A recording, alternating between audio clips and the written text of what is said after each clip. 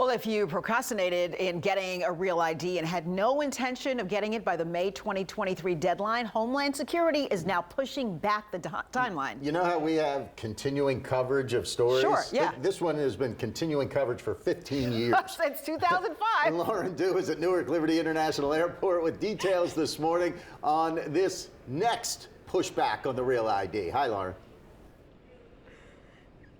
Exactly. Here we go again. Another pushback. We're talking about the real ID. That requirement to have a real ID in order to fly has been pushed back. The date that you need to know is May 7th, 2025. Now, to our knowledge, this is at least the third time, at least in recent years, that it's been pushed back. Homeland Security now saying this is in part due to lingering effects of the COVID-19 pandemic. Also, Homeland Security saying that this is necessary, this extension, to give states the needed time to ensure their residents obtain a real ID compliant license or identification card. So there's that new date on your screen, May 7th, 2025. We talked to one man from Florida. We asked him if he had his real ID yet. This is what he said. The reason is because I know that the deadline was coming and I do a lot of flying.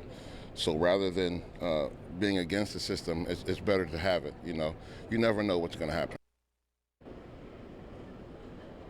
You never know, he says. So if you don't have your real ID by that updated date, you won't be able to fly just within the United States. And this is unless you don't have a passport. You can certainly use that as well, or a federally approved form of ID. And this is for everyone over the age of 18. Here's that background information. This is why it's taken so long. The Real ID Act was passed in 2005 after September 11th. That date of enforcement was delayed several times since the original enforcement date of 2008. Here we are. That new date is 2025. So that is what you need to know this morning. The new date to have that real ID to fly is May 7th, 2025.